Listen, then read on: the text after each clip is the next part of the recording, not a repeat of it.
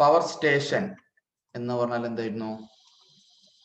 Current ഉണ്ടാക്കുന്ന സ്ഥലങ്ങൾ അല്ലെ? വലിയ രീതിയിൽ നമ്മൾക്ക് നമ്മുടെ വീടുകളിലും ഓഫീസുകളിലും ഫാക്ടറികളിലൊക്കെ ഉപയോഗിക്കാൻ വേണ്ടിയുള്ള വലിയ ലാർജ് സ്കെയിലായിട്ട് കറണ്ട് ഉണ്ടാക്കിയിട്ട് ഡിസ്ട്രിബ്യൂട്ട് ചെയ്യുന്ന സ്ഥലങ്ങളാണ് ആര്? Power station. അതിന് എക്സാമ്പിൾസ് ഏതൊക്കെ? ഇടുക്കി, മൂലമറ്റം. ഇടുക്കി എന്ന് മാത്രം എഴുതരുത്, ഇടുക്കി മൂലമറ്റം എന്ന് തന്നെ എഴുതണം. കാരണം ഇടുക്കി ഡാം പ്രോജക്റ്റ് ആണ്.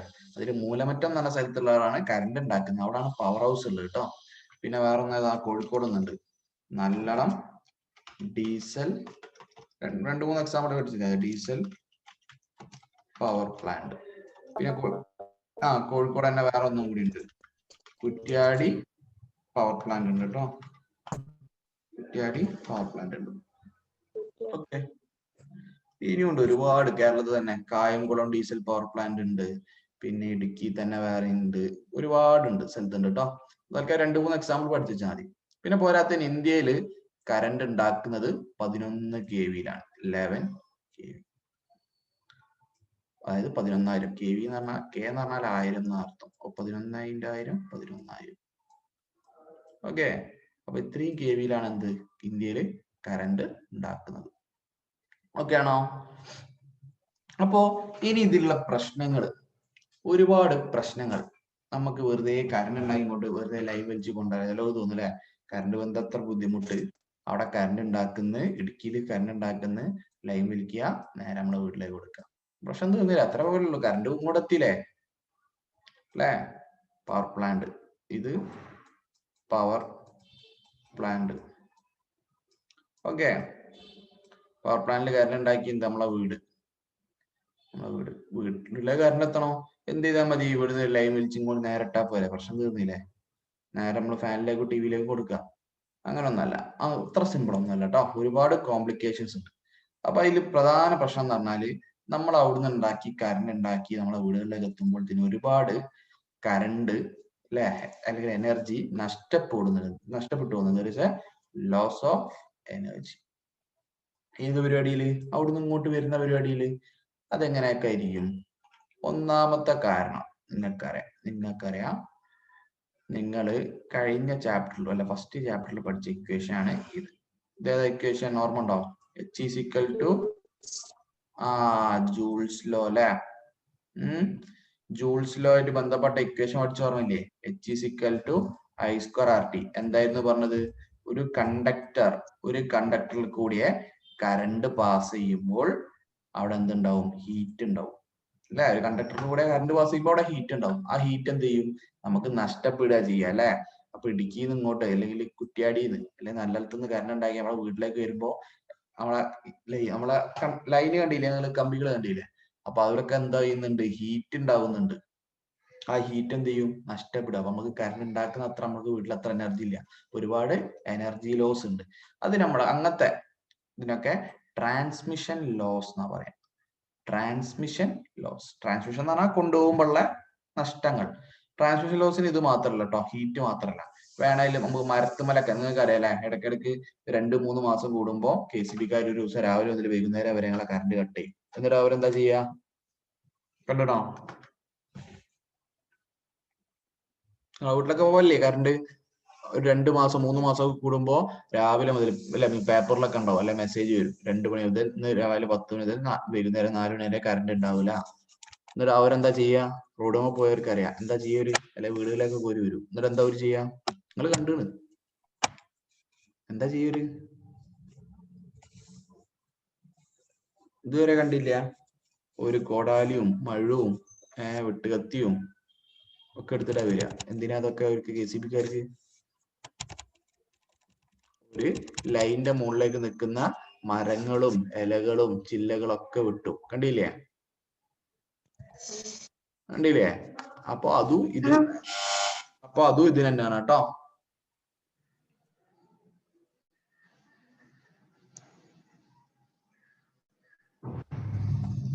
അപ്പോ അതും ഇത് ട്രാൻസ്മിഷൻ ലോസ്. അത് ഹീറ്റ് അല്ലാതെ ടച്ച് ചെയ്യുമ്പോൾ, ലൈനും മരവും ടച്ച് ചെയ്യുമ്പോൾ ഒരുപാട് കറണ്ട് ആ മരം വഴി ഭൂമിയിലേക്ക് പോയി പോകും. അപ്പൊ അത് ഒഴിവാക്കാനാണ് കേട്ടോ. അപ്പൊ അതുപോലെയുള്ള ലോസുകളെ വിളിക്കാനാണ് ട്രാൻസ്മിഷൻ ലോസ്. ഓക്കെ ആണോ? അതിൽ പ്രധാനപ്പെട്ടത് ഹീറ്റിംഗ് കാരണം തന്നെയാണ്. പ്രധാനപ്പെട്ട ട്രാൻസ്മിഷൻ ലോസ് എന്ന് പറഞ്ഞാൽ ഹീറ്റിംഗ് തന്നെയാണ്. ജൂൾസ് ലോ പ്രകാരം H = I² RT. ഓക്കെ ആണോ? അങ്ങനെയാണെങ്കിൽ നമുക്ക് ഇല്ലേ ഈ ഇക്വേഷൻ നോക്ക്, ആരൊക്കെ ഉണ്ട്? I, R,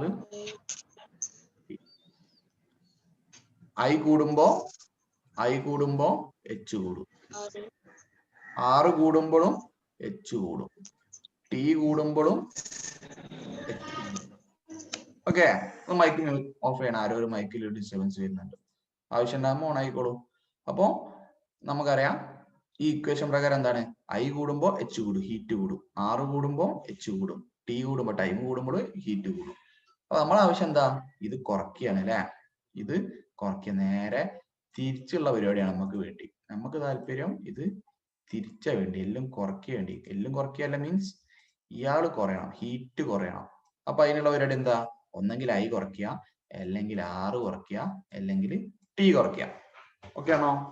അപ്പൊ 3 ഓപ്ഷൻ നമ്മളെ ഇതിലുള്ളത്. അല്ലെ, അല്ലെ രണ്ടെണ്ണം വീതം കുറച്ചാലും കുഴപ്പമില്ല. അപ്പൊ ഏതൊക്കെയാണ്? നമുക്ക് ഹീറ്റ് കുറയ്ക്കണം അല്ലെ? അപ്പൊ ഒന്നെങ്കിൽ I കുറയണം, R കുറയണം, T കുറയണം. ടൈം എപ്പോഴായാലും നമുക്ക് കുറയ്ക്കാൻ പറ്റും. 24 മണിക്കൂർ ഓൺ അല്ലേ? ടൈം കുറയ്ക്കുക എന്നുള്ളത് പോസിബിൾ ആണോ? ആണോ മക്കളെ? ആണോ? ഒന്ന് ആലോചിച്ച് നോക്ക്. ടൈം 24 മണിക്കൂർ ഓൺ ആയിക്കുക, നമുക്ക് ടൈം കുറയ്ക്കാൻ പറ്റും? ഇല്ല. അപ്പൊ ടൈം കുറയ്ക്കുക എന്നുള്ള പോസിബിലിറ്റി ഇല്ല, അത് ഇമ്പോസിബിൾ ആണ് അല്ലെ? ടെക്നിക്കലി ഡിഫിക്കൽട്ട് ഉണ്ട്. കാരണം ടൈം കുറയ്ക്കാൻ നമുക്ക് ഒരിക്കലും പറ്റില്ല.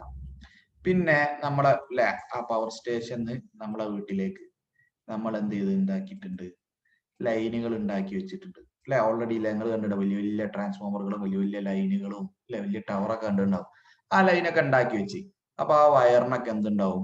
റെസിസ്റ്റൻസ് ഒക്കെ ഉണ്ടാവും. ഓക്കെ, അതൊക്കെ ഓക്കെ. സ്വാഭാവികമായിട്ട് നമ്മൾ ഈ റെസിസ്റ്റൻസ് കുറഞ്ഞ വയറുകളൊക്കെ ഉപയോഗിക്കുക. കുറഞ്ഞ വയർ. അതുകൊണ്ട് തന്നെ നമ്മൾ എന്താണ്, KCBന്റെ ലൈൻ ഏത് മെറ്റീരിയൽ അറിയാം നിങ്ങൾക്ക്? KCBന്റെ ഇരുമ്പാണോ? KCBന്റെ കമ്പികൾ ഇരുമ്പാണോ? അല്ല, ഇരുമ്പിനെ കാട്ടിയും റെസിസ്റ്റൻസ് കുറഞ്ഞ അലൂമിനിയാണ്. ഇതാണ് അലൂമിനിയം. അലൂമിനിയാണ് എന്ത് നമ്മള് ലൈനുകളിൽ ഉപയോഗിക്കുന്നത്. ഓക്കെ, അലൂമിനിയം വേറെ ഉണ്ട്. അലൂമിനിയത്തിന്റെ ശരിക്കും അത് അലോയ് ആണ്, നിങ്ങൾ ഡീറ്റെയിൽ ആയി പഠിക്കുന്നില്ല. അപ്പോ ഓക്കെ, അപ്പൊ അതൊക്കെ ഉണ്ടാക്കി വെച്ചാൽ ഈ ലൈന് പിന്നെ മാറ്റാൻ കഴിയുമോ? നമ്മൾ ഓൾറെഡി ഉണ്ടാക്കി, ഈ ലൈനുകളൊക്കെ ഉണ്ടാക്കി, ഒരുപാട് കോടികൾ ചെലവാക്കി ഇങ്ങനെ ലൈനുകളൊക്കെ ഉണ്ടാക്കി. അപ്പൊ അതിന് ഓൾറെഡി ഒരു റെസിസ്റ്റൻസ് ഉണ്ട് അല്ലെ? അത് പിന്നെയും കുറയ്ക്കാൻ പറ്റുമോ? ഓൾറെഡി നമ്മൾ ലൈൻ ഉണ്ടാക്കി കഴിഞ്ഞാൽ പിന്നെ അതിന്റെ റെസിസ്റ്റൻസ് ഒന്നും ചെയ്യാൻ പറ്റുമോ? ഇല്ല. നമ്മളതിലെ ഇടുക്കി മുതൽ ഇവിടെ വരെ ലൈനൊക്കെ ഉണ്ടാക്കി വെച്ചിട്ട് പിന്നെ എന്ത് ചെയ്യാൻ പറ്റില്ല? പിന്നെ ഈ R കുറയ്ക്കാൻ ഒരു ഓപ്ഷനും ഇല്ല. അപ്പൊ R കുറയ്ക്കുന്നത് എന്തല്ല? ടെക്നിക്കലി പോസിബിൾ അല്ല, ഓർ ഇമ്പോസിബിൾ ആണ്. ഓക്കെ ആണോ? അല്ല, പ്രാക്ടിക്കലി പോസിബിൾ അല്ല. അപ്പൊ നമ്മുടെ മുമ്പിൽ ഒറ്റ ഓപ്ഷൻ ഉള്ളത്. ഏതാണ് ഓപ്ഷൻ? I കുറയ്ക്കണം. എന്തിനു വേണ്ടിയിട്ട്? H കുറയ്ക്കാൻ വേണ്ടിയിട്ട്. ഇങ്ങനെ ഹീറ്റ് കുറയ്ക്കാൻ വേണ്ടി നമ്മളെ മുമ്പിൽ ഒറ്റ ഓപ്ഷനേ ഉള്ളൂ, I കുറയ്ക്കുക. കാരണം R കുറയില്ല, T കുറയില്ല. ഓക്കെ ആണോ? അപ്പോ I എങ്ങനെ കുറയ്ക്കാം എന്നുള്ള ചിന്തയിൽ നമ്മൾ എത്തി. ഓക്കെ ആണ്? ഇത് വളരെ ഇമ്പോർട്ടന്റ് ആണ്. ഈ ഭാഗത്തുനിന്ന് ഞാൻ പറഞ്ഞ ട്രാൻസ്മിഷന്റെ ഭാഗത്തു നിന്നുള്ള ഒരു 2 മാർക്കിന്റെ ചോദ്യമാണ്. ഹീറ്റ് ലോസ് അല്ലെ ട്രാൻസ്മിഷൻ ലോസ് കുറയ്ക്കാൻ നമ്മൾ ചെയ്യുന്ന പരിപാടികൾ എന്തൊക്കെയാന്നുള്ളതാണ് പറയുന്നത്. അതിൽ ഇമ്പോർട്ടന്റ് ആണ്. നമ്മൾ എന്ത് ചെയ്യും? കറണ്ട് കുറയ്ക്കും. കറണ്ട് ഇന്റൻസിറ്റി I കുറയ്ക്കും. I കുറഞ്ഞാൽ എന്ത് ചെയ്യും? ഹീറ്റ് കുറയും. കാരണം റെസിസ്റ്റൻസ് കുറയ്ക്കാൻ പറ്റില്ല, ടൈം കുറയ്ക്കാൻ. രണ്ട് പ്രാക്ടിക്കലി പോസിബിൾ അല്ല. ഓക്കെ ആണോ? അപ്പോ അതിന് വേണ്ടിയിട്ട് നമ്മൾ എന്ത് ചെയ്യും? ഈ ഇക്വേഷൻ കൂടി നമ്മൾ നോക്കാം. നമ്മളെ ആവശ്യം എന്താ? പവർ ലോസ് ഉണ്ടാവുന്നില്ല അല്ലെ? പവർ കുറയരുത്, പവർ അതേപോലെ നിലനിൽക്കണം, പവർ കുറയരുത്. പവറിന്റെ ഇക്വേഷൻ നിങ്ങൾക്ക് അറിയാം, P = V × I ആണോ? P = V × I. ഓക്കെ, അപ്പൊ ഞാൻ 2 എക്സാമ്പിൾ പറയാം. 2 ആംപിയർ കറണ്ട്, 5 വോൾട്ട്. ഓക്കെ, അവിടുത്തെ പവർ എത്ര ആയിരിക്കും? P = എന്ന് പറഞ്ഞേ, V × I. എത്ര ആയിരിക്കും? 2 × 5 10 വരും. 10 വാട്ട് വരും. 10 വാട്ട് വരും ആണല്ലോ? നമുക്ക് എന്താണ് ഈ 10 വാട്ട് അതുപോലെ നിലനിൽക്കണം അല്ലെ. നമ്മൾ പവർ ലോസ് ഇല്ലാതെ ചെയ്യാന്നാ പറഞ്ഞ അല്ലെ. പവർ ലോസ് ഇല്ലാതെ അല്ലെ ഇയാള് കുറയ്ക്കണം നമുക്ക് അല്ലെ. ഈ 2 ആംപിയർ കുറയ്ക്കണം. പവർ ലോസ് പറ്റില്ല. അപ്പൊ 10 വാട്ട് തന്നെ വേണം. ഓക്കെ, അപ്പൊ ഈ 2 ഉള്ളത് ഞാൻ 1 ആക്കി വിചാരിക്കും. 2 ഉള്ളത് 1 ആക്കി. ഈ 2 ഉള്ളത് ഞാൻ എന്താക്കി 1 ആംപിയർ ആക്കി കുറച്ച്. നമ്മളെ ആവശ്യം എന്തായിരുന്നു? ഐ കുറയ്ക്കല്ലേ. ഐ കുറയ്ക്കായിരുന്നു നമ്മളെ ആവശ്യം അല്ലെ. നമ്മൾ ഐ കുറച്ച് 2 ഉള്ളത് 1 ആക്കി കുറച്ച്. ഓക്കെ, അപ്പൊ അന്നേരമുള്ള പവർ 10 തന്നെ കിട്ടണം. അപ്പൊ ഇത് കറക്റ്റ് ആവാൻ ഇക്വേഷന്റെ അപ്പുറത്ത് ഞാൻ വി എന്താക്കണം? 5 ഇട്ടാ റെഡി ആവുമോ? വോൾട്ടേജ് ഞാൻ 5 ഇട്ടാ റെഡി ആവുമോ? 1 × 5 = 10 ആണോ? 1 × 10 10 ആക്കണം അല്ലെ. അതായത് ഈ 5 വോൾട്ട് ഞാൻ എന്താക്കണം? കൂട്ടണം. അതായത് 10 വോൾട്ട് 10 വോൾട്ട് ആക്കിയിട്ട് ഞാൻ കൂട്ടണം. അതിനർത്ഥം എന്താ? പവർ കുറയ്ക്കാതെ അല്ലെ. പവർ 10 ഉള്ള അതുപോലെ നിലനിർത്തിക്കൊണ്ട് ഐ കുറയ്ക്കണമെങ്കിൽ, പവർ കുറയാതെ ഐ കുറയണമെങ്കിൽ നമ്മൾ എന്ത് ചെയ്യണം? വോൾട്ടേജ് ഇൻക്രീസ് ചെയ്യണം. ഓക്കെ, ഇത് വളരെ ഇമ്പോർട്ടന്റ് ആണ്. ഇതാണ് ചോദ്യം വരിക കേട്ടോ. എന്തിനാണ് നമ്മൾ വോൾട്ടേജ് കൂട്ടുന്നത്? അതുകൊണ്ട് തന്നെയാണ് നമ്മൾ നേരത്തെ പറഞ്ഞു, പവർ സ്റ്റേഷനിൽ എത്ര വോൾട്ടേജിലാണ് കറണ്ട് ഉണ്ടാക്കുന്ന അറിയോ? 11,000 വോൾട്ടിലാണ് പവർ സ്റ്റേഷനിൽ കറണ്ട് ഉണ്ടാക്കുക. ഓക്കെ, പക്ഷെ അത് ഡിസ്ട്രിബ്യൂട്ട് ചെയ്യുന്ന സമയത്ത് ഇത് ചിലപ്പോൾ 1,11,000 അല്ലെങ്കിൽ 4,40,000 ഒക്കെ ആക്കിയിട്ട് നമ്മൾ എന്ത് ചെയ്യാറുണ്ട്? കൂട്ടാറുണ്ട്. അത്രയും വോൾട്ടൊക്കെ ആയിട്ട് കൂട്ടാറുണ്ട്. അപ്പൊ നമ്മൾ ഉണ്ടാക്കുന്ന 11 പക്ഷെ അത് ഡിസ്ട്രിബ്യൂട്ട് ചെയ്യുന്ന സമയത്ത്, ഉണ്ടാക്കുന്ന സ്ഥലത്തല്ല കേട്ടോ, ഉണ്ടാക്കി നമ്മൾ കൊണ്ടുവരുന്ന വഴിയില്ലേ, വഴികളിലൊക്കെ വലിയ വലിയ ടവറുകൾ നിങ്ങൾ കണ്ടിട്ടുണ്ടാവും. ഇവിടെ കിനാശ്ശേരി കൂടെ പാസ് ചെയ്യുന്നുണ്ട്, കോഴിക്കോട് നല്ലോണം പാസ് ചെയ്യുന്നുണ്ട്. നിങ്ങൾ കണ്ടിട്ടുണ്ടോ? വലിയ ടവർ KCBന്റെ കണ്ടിട്ടുണ്ടാവും. അതിൽ പോകുന്ന അവിടെ ബോർഡൊക്കെ നോക്കിയാൽ മതി. അല്ലെ മാങ്കാവിൽ ഒരു ചെറിയ സബ്സ്റ്റേഷൻ ഉണ്ട്, അവിടെ പുറത്ത് ബോർഡ് വെച്ച് അവിടെ കാണാം എത്ര 400 kV അല്ലെങ്കിൽ 210 kV 220 kV എന്നൊക്കെ കാണാം. അപ്പൊ നമ്മൾ ഉണ്ടാക്കിയ ആകെ 11 kV പക്ഷെ അവിടെ ഉള്ള എത്ര അറിയോ? 4,00,000-ലും 1,00,000-ലൊക്കെ ഉണ്ട്. അതായത് വോൾട്ടേജ് നമ്മൾ എന്ത് ചെയ്യുന്നുണ്ട്? കൂട്ടുന്നുണ്ട് അല്ലെ. അതായത് കറണ്ട് നമ്മൾ ഉണ്ടാക്കിയിട്ട് ഡിസ്ട്രിബ്യൂട്ട് ചെയ്യുന്ന സമയത്ത് നമ്മൾ ചെയ്യുന്ന പരിപാടി എന്താ അറിയോ? വോൾട്ടേജ് കൂട്ടും. എന്താണ്? വളരെ ഇമ്പോർട്ടന്റ് ആണ്. 2 മാർക്ക് ഇവിടുന്ന് എന്തായാലും വരും ഈ ഭാഗത്ത്. ചോദ്യം ഇതായിരിക്കും, നമ്മൾ എന്തിനാണ് കറണ്ട് ഡിസ്ട്രിബ്യൂട്ട് ചെയ്യുമ്പോൾ വോൾട്ടേജ് കൂട്ടുന്നത്? അല്ലെങ്കിൽ 11 kV ഉണ്ടാക്കിയ കറണ്ട് നമ്മൾ എന്തിനാണ് 110 kV അല്ലെങ്കിൽ 220 kV അല്ലെങ്കിൽ 440 kV ആയിട്ട് ഇൻക്രീസ് ചെയ്യുന്നത്? ഒരു ചോദ്യം ഉണ്ട് അല്ലെ, സ്വാഭാവികമാണ്. എന്തിനാ? നമ്മൾ പറഞ്ഞു നമ്മളെ ആവശ്യം എന്താ? പവർ നഷ്ടപ്പെടരുത് അല്ലെ. പവർ നഷ്ടപ്പെടരുത്. പവർ ലോസ് എന്ത് പറ്റൂല? പവർ ലോസ് പാടില്ല. ഓക്കെ ആണോ? അപ്പോ അത് കുറയ്ക്കാൻ വേണ്ടി നമ്മുടെ ഓപ്ഷൻ എന്താ? ഐ കുറയ്ക്കണം. ഐ കുറയ്ക്കുമ്പോൾ നമ്മൾ എന്ത് ചെയ്യണം? സ്വാഭാവികമായിട്ടും വി കൂട്ടണം.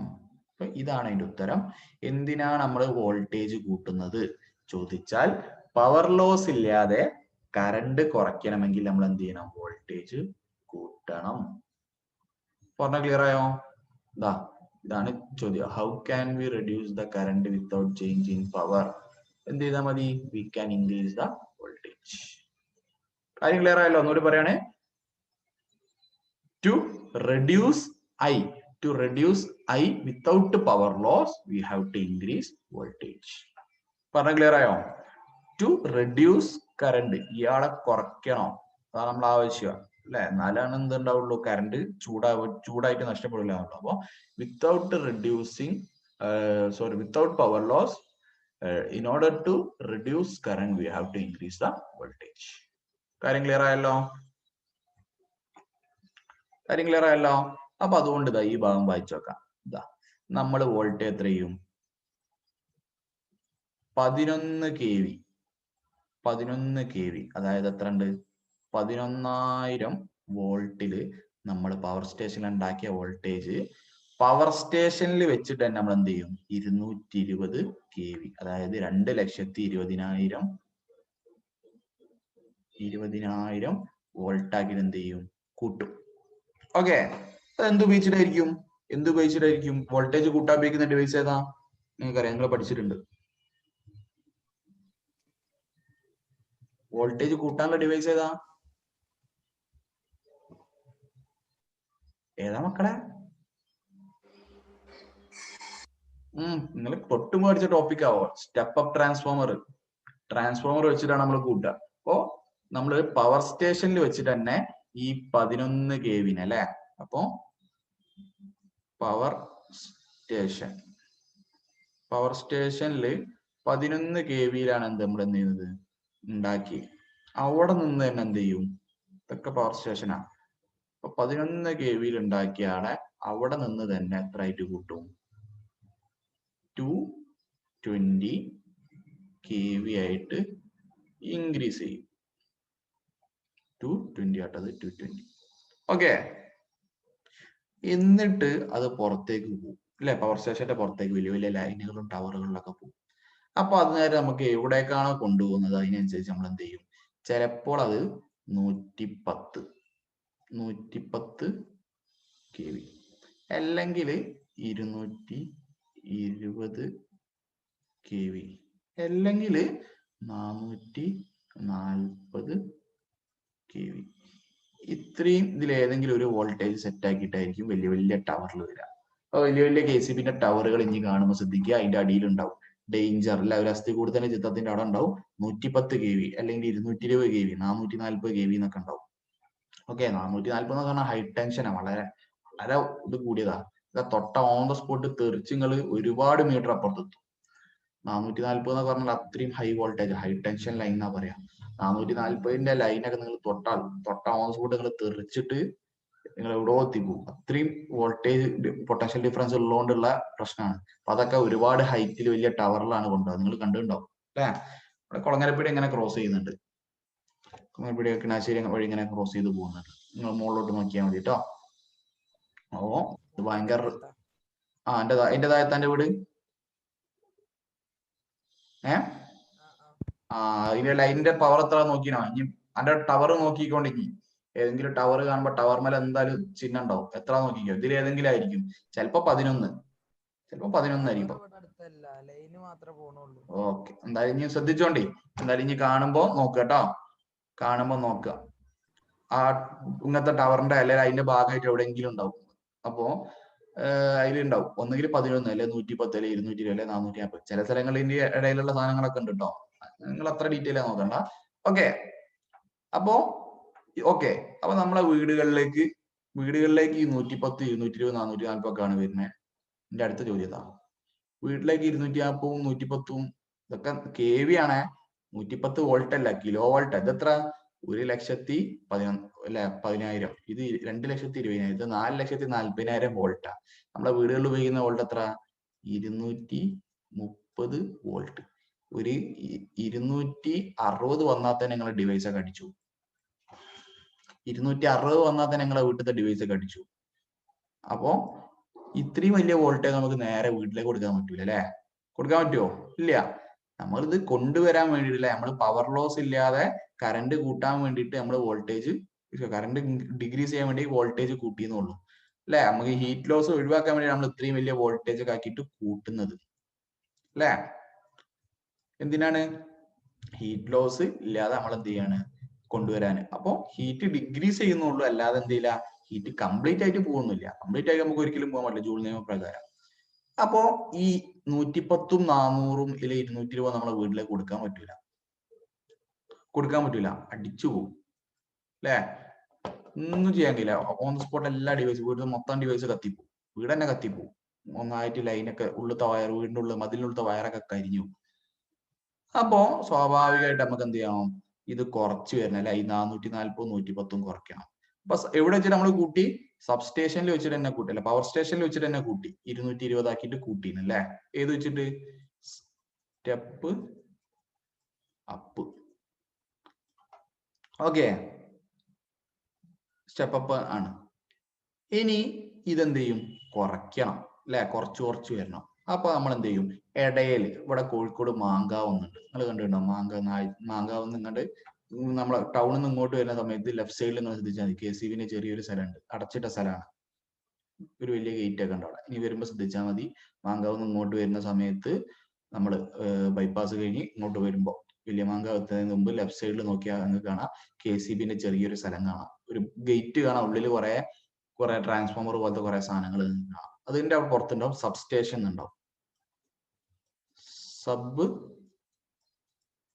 സ്റ്റേഷൻ. ഓക്കെ, അത് കുറെ സ്ഥലങ്ങളുണ്ട്. എലത്തൂരുണ്ട്, കല്ലായി ഒന്നുണ്ട്, കല്ലായി അല്ല കുറച്ചപ്പുറത്ത് അവിടെയൊക്കെ ഉണ്ട്. അപ്പോ അതെന്തിനാന്ന് വെച്ചാൽ ഈ 110 400 നേരെ വീട്ടിലേക്ക് കൊടുത്താൽ പ്രശ്നമാണ് അല്ലെ. അപ്പൊ അതെന്ത് ചെയ്യണം, ഒന്ന് കുറയ്ക്കണം അല്ലെ, ഒരു അത്യാവശ്യം ലെവലിലേക്ക് കുറയ്ക്കണം. അപ്പൊ അത് 11 kV ആയിട്ട് 11 kVയിലേക്ക് കുറയ്ക്കും. എവിടെ വെച്ചിട്ട്? സബ് സ്റ്റേഷൻ, ഇടയിലുള്ള സ്റ്റേഷൻ. സബ് എന്ന് പറഞ്ഞാൽ ഇടയിൽ അല്ലെ, പകരം അല്ലെ, ഇടയിൽ എന്നുള്ള അർത്ഥം. ഓക്കെ, അപ്പൊ സബ് സ്റ്റേഷനിൽ വെച്ചിട്ട് എന്ത് ചെയ്യും, ഇത് കുറയ്ക്കും. എത്ര ആയിട്ട്? 11 kV. 11 kV എന്ന് പറഞ്ഞാൽ എത്ര?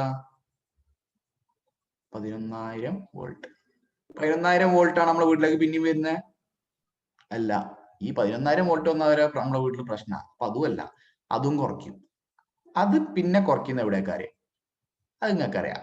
അത്യാവശ്യം നിങ്ങൾക്കറിയാം, കിണാശ്ശേരി ഉണ്ട്, കുളങ്ങര പീടിയുണ്ട് അല്ലെ, പൊക്കുന്നുണ്ട്, എല്ലാ സ്ഥലത്തും ഉണ്ട്. ഒരുവിധ അങ്ങാടികളിലൊക്കെ ഒരു സാധനം ഉണ്ടാവും, ഇതാ ഡിസ്ട്രിബ്യൂഷൻ ട്രാൻസ്ഫോമർ. നിങ്ങൾ കണ്ടിട്ടുള്ള ട്രാൻസ്ഫോമർ കണ്ടില്ലേ, പോസ്റ്റ്മേല് വലിയൊരു അല്ലെ, ഇടയ്ക്ക് ഇങ്ങനെ പൊട്ടിത്തെറിക്കൊക്കെ ചെയ്യുന്ന സാധനം. Transformer, distribution transformer. അപ്പൊ നിങ്ങൾ ഇവിടുന്ന് കാണുന്നത് ഡിസ്ട്രിബ്യൂഷൻ ട്രാൻസ്ഫോമറാണ്. അപ്പോ ഡിസ്ട്രിബ്യൂഷൻ ട്രാൻസ്ഫോമറിലേക്ക് 11 kVയിലാണ് കറണ്ട് വരിക. അപ്പൊ നിങ്ങളുടെ വീടിന്റെ അടുത്തുള്ള ട്രാൻസ്ഫോമർ ഡിസ്ട്രിബ്യൂഷൻ ട്രാൻസ്ഫോമർ എന്നാണ് പറയാ കേട്ടോ. അതിലെത്ര വരിക? 11 kVയിൽ വരും, അതായത് 11,000 വോൾട്ടിലാണ് വരിക. അതെന്താക്കി കുറയ്ക്കും? 230 അല്ലെങ്കിൽ 400 ആക്കിയിട്ട് കുറയ്ക്കും. 230 നിങ്ങൾ അങ്ങനെ പഠിച്ചാൽ മതി. 230 വോൾട്ട് ആക്കിയിട്ട് കുറയ്ക്കും. എവിടെ വെച്ചിട്ട്? നിങ്ങളെ വീടിന്റെ അടുത്തുള്ള ഡിസ്ട്രിബ്യൂഷൻ ട്രാൻസ്ഫോമർ. ഓക്കെ ആണോ?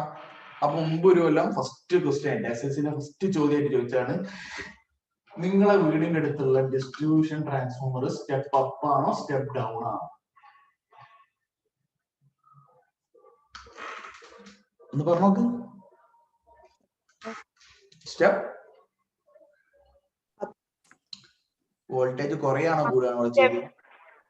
വോൾട്ടേജ് കുറയാണ് ചെയ്തത്. അപ്പൊ കുറയ്ക്കുന്ന ട്രാൻസ്ഫോമർ സ്റ്റെപ്പ് ഡൗൺ ട്രാൻസ്ഫോമർ ആണ് കേട്ടോ. അപ്പൊ മുമ്പ് ചോദിച്ചിട്ടുള്ളതാണ് സ്റ്റെപ്പ് ഡൗൺ ട്രാൻസ്ഫോമർ ആണ് കേട്ടോ. നിങ്ങളെ വീടിന്റെ അടുത്തുള്ള local transformer distribution transformer step down transformer ആണ്. എന്താ ചെയ്യുന്നത്? ഒന്ന് മൈക്ക് മ്യൂട്ട് ചെയ്യണേ, ആവശ്യം ഉണ്ടാകുമ്പോൾ ഒന്ന് മ്യൂട്ട് ചെയ്തോളൂ. 11 വോൾട്ടില് 11,000 വോൾട്ടിൽ ഓർ 11 kVയില് സബ് സ്റ്റേഷനിൽ നിന്ന് വരുന്ന കറണ്ടിനെ എന്ത് ചെയ്യും? 230 ആക്കി കുറച്ചിട്ട് നമ്മളെ വീടുകളിലേക്ക് തരും. അതാണ് local transformer or distribution transformer. അപ്പൊ സ്റ്റെപ്പ് ഡൗൺ ട്രാൻസ്ഫോമർ ആണ്. അപ്പൊ സ്റ്റെപ്പ് അപ്പ് ഉപയോഗിച്ച ഇവിടെ മാത്രമാണ് നമ്മൾ പവർ സ്റ്റേഷനിൽ മാത്രമാണ് എന്ത് വോൾട്ടേജ് കൂട്ടിയത്. സബ് സ്റ്റേഷനിൽ വെച്ചിട്ട് എന്ത് ചെയ്തു? നമ്മള് സബ് സ്റ്റേഷനിൽ വെച്ചിട്ട് ഒന്ന് കുറച്ച് 11 ആയിട്ട് വീണ്ടും കുറച്ച്. ആ 11നെ 230 ആയിട്ട് വീണ്ടും കുറച്ച്. അപ്പൊ രണ്ട് സ്ഥലത്ത് സ്റ്റെപ്പ് ഡൗണും ഒരു സ്ഥലത്ത് സ്റ്റെപ്പ് അപ്പ് ആണ് യൂസ് ചെയ്യുന്നത് കേട്ടോ. ഇത് വളരെ ഇമ്പോർട്ടന്റ് ആണ്. ഇത് ഭാഗം ഒന്ന് വായിച്ചു നോക്കാം കേട്ടോ. ഇനി മറ്റൊരു കാര്യം കൂടി നിങ്ങൾ കണ്ടിട്ടുണ്ടാവും, വീടുകളിൽ നിന്ന് KCB. നിങ്ങൾ ഇനിയൊരു കാര്യം കൂടി പറയാണ്ട്, KCB നിങ്ങൾ കണ്ടല്ലോ, വീടുകളിലേക്ക് ലൈൻ വരുന്ന കണ്ടില്ലേ? ഇപ്പത്തെ വീടുകളിലൊക്കെ 3 ഫേസ് തന്നെയാണ്, സിംഗിൾ ഫേസ് പറയണ്ട. വീട്ടിലേക്ക് എത്ര ലൈൻ തരും അറിയോ KCB? ആർക്കെങ്കിലും അറിയോ? ശ്രദ്ധിച്ചു നോക്കിനോ? ഇനി നോക്കട്ടോ, പോസ്റ്റുമെന്ന് എത്ര ലൈൻ അന്ന് ക്ലാസ് കഴിഞ്ഞിട്ട് ഒന്ന് പോയി നോക്കി നോക്കി. അധിക വീടുകളും പുതിയ വീടൊക്കെ ആണെങ്കിൽ ചിലപ്പോൾ ഒറ്റ വയറെ 2 വയറെ കാണുള്ളൂ. പക്ഷെ എന്തിരുന്നാലും 4 ലൈൻ ഉണ്ടാവും. 4 ലൈൻ ഉണ്ടാവും. 4 ലൈൻ എന്ന് പറഞ്ഞാൽ 4 വയറുകൾ ഉണ്ടാവും. ഓക്കെ, 3 എണ്ണം ഫേസ് എന്നുള്ളതാണ്. ഫേസ്, ഒരാള് ന്യൂട്രൽ. ഫേസ് പോസിറ്റീവ് നെഗറ്റീവ് ഒന്നല്ല കേട്ടോ. KCBന്റെ ലൈൻ ചില ആൾക്കാർ ഒരു പോസിറ്റീവ് നെഗറ്റീവ് നമ്മൾ പറയാറില്ല. ഫേസ് എന്ന് പറഞ്ഞാൽ പോസിറ്റീവ്, ന്യൂട്രൽ എന്ന് പറഞ്ഞാൽ നെഗറ്റീവ് എന്നാണ് പലരും മനസ്സിലാക്കുന്നത്. അങ്ങനെ ഒന്നല്ല കേട്ടോ. ഫേസും ന്യൂട്രലും. അപ്പോ 3 ഫേസ്, ഒരാള് ന്യൂട്രൽ. അപ്പൊ KCB പുതിയ വീടുകളിലൊക്കെ അങ്ങനെയാണ്. കുറച്ച് പഴയ വീടുകളിൽ സിംഗിൾ ഫേസാ, അതിൽ ഒരു ഫേസ് ഒരു ന്യൂട്രലേ ഉണ്ടാവുള്ളൂ. ചില വീടുകളിൽ 2 ലൈനേ കാണുള്ളൂ, ഒരു ഫേസും ഒരു ന്യൂട്രലും കാണും. ഓക്കെ, അങ്ങനത്തെ അല്ല പറഞ്ഞു, ഇപ്പത്തെ പറഞ്ഞേ. നിങ്ങൾക്ക് ഇപ്പൊ ഇത് പഠിച്ചാൽ മതി. ഓക്കെ ആണോ? അപ്പൊ ഒരു ചില കാര്യങ്ങൾ കൂടി പഠിക്കണം. ഇവരെ ഇതില് ഫേസിലൂടെയാണ് ശരിക്കും കറണ്ട് ഒഴുകുക. ഫേസിലൂടെയാണ് കറണ്ട് ഒഴുകുക. ഓക്കെ, ലൈവ് വയർ എന്നും കൂടി പറയട്ടോ. ഫേസിനെ ലൈവ് വയർ. എന്താണ് ലൈവ് വയർ? ഇപ്പൊ കറണ്ട് ഒഴുകുന്ന ലൈവ് വയറുകളാണ് ഫേസ്. ഫേസ് ആണ്, മനസ്സിലായോ? കറണ്ട് ശരിക്കും വരുന്ന വയറാണ് എന്ത്? ഫേസ്. ഓക്കെ, അപ്പൊ ജന്തിരി അപ്പൊ 3 എന്ന് പറഞ്ഞാൽ ഇതില് കറണ്ട് ഇല്ലെങ്കിൽ ഇതില് കറണ്ട് ഉണ്ടാവും, ഇതില് കറണ്ട് ഇല്ലെങ്കിൽ ചിലപ്പോൾ ഇതില് കറണ്ട് ഉണ്ടാവും. ഓക്കെ, അപ്പൊ ഏതെങ്കിലും ഒന്ന് നയിച്ചാലും മറ്റേതൊന്ന് വരാം. മുമ്പൊക്കെ ഒറ്റ ലൈനാണ്, ഒരു ഫേസും ഒരു ന്യൂട്രൽ ലൈനും, ഒരു ഫേസും ഒരു ന്യൂട്രൽ ലൈനും. അപ്പോ ഇത് പൊട്ടിയാൽ എന്തെങ്കിലും പ്രശ്നം വന്നാൽ മൊത്തം കറണ്ട് പോകും. അപ്പൊ അതിന് ഒഴിവാക്കാനും കൂടിയാണ് ഇങ്ങനെ കൊണ്ടുവന്നത്. പിന്നെ കൂടുതൽ പവർ നമുക്ക് കൂടുതൽ ഒക്കെ നമുക്ക് ഡിസ്ട്രിബ്യൂട്ട് ചെയ്യാം, വോൾട്ടേജ് കൂടുതൽ സ്റ്റേബിൾ ആവുന്ന കുറെ വിഷയങ്ങൾ അതിലുണ്ട്. ഓക്കെ, ഇനി ന്യൂട്രലില് സാധാരണഗതിയിൽ എന്താണ് കൃത്യമായി മനസ്സിലാക്കണം. ന്യൂട്രലിൽ സാധാരണഗതിയിൽ കറണ്ട് ഒഴുകൂല. എങ്ങനെ? സാധാരണഗതിയിൽ ന്യൂട്രലില് കറണ്ട് ഒഴുകൂല. അതിനർത്ഥം ചില സന്ദർഭങ്ങളിൽ കറണ്ട് ഒഴുകാം. ഓക്കെ, അങ്ങനെ മനസ്സിലാക്കിയാൽ മതി കേട്ടോ. ന്യൂട്രൽ എന്ന് പറഞ്ഞാൽ കറണ്ട് ഒഴുകൂല എന്നല്ല, കറണ്ട് ഒഴുകും ചില പ്രത്യേക സന്ദർഭങ്ങളിൽ. ഓക്കെ ആണോ? ഇനി ഇവര് തമ്മിലുള്ള പൊട്ടൻഷ്യൽ ഡിഫറൻസ് നിങ്ങൾക്ക് പഠിക്കാനുണ്ട്. പൊട്ടൻഷ്യൽ ഡിഫറൻസ് നിങ്ങൾക്ക് പഠിക്കാനുണ്ട്. സിമ്പിൾ സാറാണ്. അപ്പോ എത്ര ഫേസ്? 3 ഫേസും ഒരു ന്യൂട്രൽ. 3 ഫേസും ഒരു ന്യൂട്രലും. അപ്പൊ നിങ്ങൾക്ക് അറിയാലോ, ഈ രണ്ടാൾക്കാരുടെ ഇടയിൽ, ഇവർ രണ്ടാൾക്കാരുടെ ഇടയിൽ ടച്ച് ചെയ്യുമ്പോൾ ഒരു ഫേസും ഒരു ന്യൂട്രലും അല്ലെങ്കിൽ ഒരു ഫേസും മറ്റൊക്കെ ടച്ച് ചെയ്യുമ്പോൾ മാത്രമേ എന്തുള്ളൂ? കറണ്ട് ഒഴുകുള്ളൂ. കാരണം നിങ്ങൾക്ക് അറിയാം, കറണ്ട് ഒഴുകണമെങ്കിൽ എന്ത് വേണം? there should be a potential difference. നിങ്ങൾക്ക് അറിയാം അല്ലെ? പൊട്ടൻഷ്യൽ ഡിഫറൻസ് 8ാം ക്ലാസ്സിൽ 7 പഠിച്ചിന്, 8ലോ 9ലോ പഠിച്ചിന്. പൊട്ടൻഷ്യൽ ഡിഫറൻസ്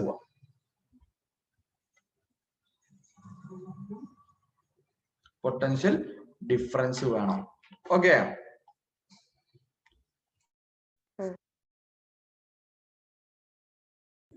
അപ്പൊ പൊട്ടൻഷ്യൽ ഡിഫറൻസ് ഉണ്ടല്ലേ ഇവിടെ കറണ്ട് ഒഴുകുള്ളൂ.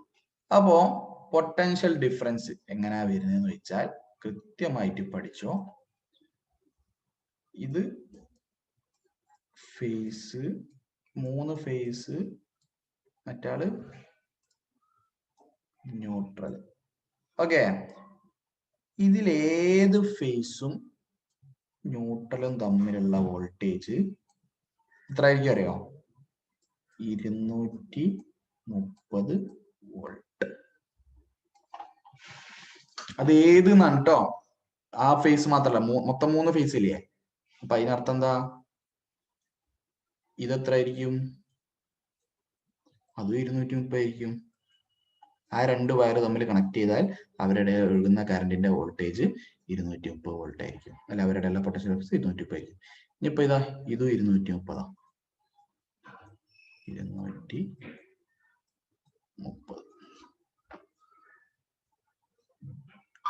ഓക്കെ ആണോ? കാര്യം ക്ലിയർ അല്ലേ? അതായത് potential difference between phase and neutral is 230. Potential difference between any phase and neutral is 230. ഏത് ഫേസും അല്ലേ? ഓക്കെ ആണോ? പിന്നെ ഇതിൽ ഏതെങ്കിലും 2 ഫേസുകൾ തമ്മിൽ, അതും കൂടി പറയാം. അപ്പോ നമ്മള് ഫേസ് ന്യൂട്രൽ തമ്മിൽ പറഞ്ഞല്ലേ. ഇനി ഫേസും തമ്മിൽ എന്തുണ്ടോ നോക്കാം. ഫേസും തമ്മിലുണ്ട് കേട്ടോ. ഒരു ഫേസും മറ്റൊരു ഫേസും തമ്മിൽ 400 എത്ര 400 വോൾട്ട്. അതായത് ഈ ഫേസും തമ്മിൽ എത്ര ഉണ്ട്? അതും 400 ആയിരിക്കും. ഒരു ഓപ്ഷനും കൂടി ഉണ്ട്. ഏതാ? ഇവര് തമ്മിൽ അല്ലെ, അതും 400. ഓക്കെ ആണോ? ഓക്കെ അല്ലേ? അപ്പോ അതാണ് പോയിന്റ്. ഇതവിടെ നോക്കിക്കുക. 4 വയേഴ്സ് എന്ത് ചെയ്യുന്നു? ഡിസ്ട്രിബ്യൂഷൻ ട്രാൻസ്ഫോമറിന് പുറത്തേക്ക് വരുന്നു. നിങ്ങളുടെ വീട്ടിലേക്ക് വന്നില്ലെങ്കിലും 4 വയർ ഡിസ്ട്രിബ്യൂഷൻ ട്രാൻസ്ഫോമർ നോക്കിയാൽ മതി. ഒറ്റ നോട്ടത്തിൽ നിങ്ങൾക്ക് മനസ്സിലാവുന്നത് കുറെ വയർ അങ്ങോട്ടും ഇങ്ങോട്ടും ഒക്കെ ഉണ്ടാവും. ഓക്കെ, ചിലപ്പോൾ 4 അതിനെക്കാട്ടി കൂടുതലൊക്കെ ഉണ്ടാവും. നിങ്ങൾ അതിനെ പറ്റി ബോധറിയണ്ട. തൽക്കാലം നിങ്ങൾക്ക് പഠിക്കാണ്ട് 4 വയർ വരുന്നുണ്ട്. അതില് 3 ഫേസും 3 ഫേസ് അല്ലെ, 3R ഫേസും ഒന്നെന്താണ് ന്യൂട്രലും ആണ്. ഞാൻ പറഞ്ഞിട്ടുണ്ട് ഫേസ് എന്ന് പറഞ്ഞാൽ ലൈവ് വയർ ആണ്. ന്യൂട്രലിൽ കൂടിയ പ്രത്യേകിച്ച് കറണ്ട് ഒന്നും എഴുതില്ല. അതുകൊണ്ട് ന്യൂട്രൽ പൊട്ടൻഷ്യൽ എന്താണ്? 0 ആണ്. ന്യൂട്രലിന് പ്രത്യേകിച്ച് പൊട്ടൻഷ്യൽ ഒന്നുമില്ല, വോൾട്ടേജ് ഒന്നുമില്ല അല്ലെ. ഞാൻ പറഞ്ഞ ഇതിലൂടെ പ്രത്യേകിച്ചില്ല. പക്ഷെ എപ്പ ഉണ്ടാവും? ഒരു ഫേസും ഒരു ന്യൂട്രലും തമ്മിൽ 230 അല്ലെ. ഏത് രണ്ട് ഫേസ്? ഒരു ഫേസ് ന്യൂട്രലും തമ്മിൽ 230. രണ്ട് ഫേസുകൾ തമ്മിൽ എത്ര? 400 വോൾട്ട്. ഓക്കെ ആണോ? കാര്യം ക്ലിയർ ആയി വിചാരിക്കുന്നു. ഡൗട്ട് ഉണ്ടെങ്കിൽ ചോദിച്ചോളൂ. ഇമ്പോർട്ടന്റ് ഭാഗം കേട്ടോ അതൊക്കെ. ഇനി ഇതാ ഇവിടെ കുറച്ച് ചോദ്യങ്ങളുണ്ട്, അതിന് ഉത്തരം പറയാൻ പറ്റുമോ നോക്കാം. What is a method to reduce transmission loss? നമ്മൾ പറഞ്ഞു കഴിഞ്ഞു. എന്തായിരുന്നു ട്രാൻസ്മിഷൻ ലോസ് ഒഴിവാക്കാൻ വേണ്ടി നമ്മൾ ചെയ്തത്? പറഞ്ഞോളൂ. ഐ ഡിഗ്രീസ് ചെയ്ത്. ഐ ഡിഗ്രീസ് ചെയ്യാൻ വേണ്ടി നമ്മൾ എന്ത് ചെയ്ത്? ഐ ഡിഗ്രീസ് ചെയ്യാൻ വേണ്ടി നമ്മൾ എന്താ ചെയ്ത്? വോൾട്ടേജ് ഇൻക്രീസ് ചെയ്ത്. അപ്പൊ അത് എങ്ങനെ പറഞ്ഞു കൊടുക്കണം? ഞാൻ പറഞ്ഞിട്ടുണ്ട്, ഹീറ്റ് നമുക്ക് എന്ത് ചെയ്യണം? കുറയ്ക്കണം. ഇത് അല്ല, അങ്ങനെ തന്നെ പറയണം കേട്ടോ. ഹീറ്റ് കുറയ്ക്കണം. ഹീറ്റ് കുറയ്ക്കാനുള്ള ഇക്വേഷൻ എന്താ? ഹീറ്റ് കുറയ്ക്കാന് നമുക്ക് എന്ത് ചെയ്യണം? ഐ കുറയ്ക്കണം. എന്നിട്ട് നമുക്ക് പവർ നഷ്ടപ്പെടാതെ ഐ കുറയ്ക്കണമെങ്കിൽ വോൾട്ടേജ് കൂട്ടണം. അപ്പൊ അതിന്റെ ഇക്വേഷൻ അറിയാലോ. H = I²R2 P = VI എന്നുള്ള ഇക്വേഷൻ ഒക്കെ എഴുതാം. ഇതാ ഈ രണ്ട് ഇക്വേഷൻ എഴുതിയാൽ തന്നെ നിങ്ങൾക്ക് ഒരു 3 മാർക്ക് ആണെങ്കിൽ 2 മാർക്ക് കിട്ടി അല്ലെ. ബാക്കി എഴുതിയാൽ മതി. അപ്പൊ H കുറയ്ക്കാൻ വേണ്ടിയിട്ട് ആറും ടിയും കുറയ്ക്കുന്നത് പ്രാക്ടിക്കൽ അല്ല. ആകെ ഓപ്ഷൻ ഐ കുറയ്ക്കാനാണ്. ഐ ഈ ഇക്വേഷൻ പ്രകാരം പവർ ലോസ് ഇല്ലാതെ കുറയ്ക്കണമെങ്കിൽ വോൾട്ടേജ് കൂട്ടിയേ മതിയാകൂ. ഓക്കെ. അടുത്ത്, which type of transformer is there in power station? നമ്മൾ ഉത്തരം പറഞ്ഞു. പവർ സ്റ്റേഷനിൽ ഏതാ? സ്റ്റെപ്പ് അപ്പ് ആണോ സ്റ്റെപ്പ് ഡൗൺ ആണോ? സ്റ്റെപ്പ് അപ്പ് അല്ലേ. Step up. സ്റ്റെപ്പ് അപ്പ് ആണ് ഞാൻ പറഞ്ഞ പവർ സ്റ്റേഷനിൽ.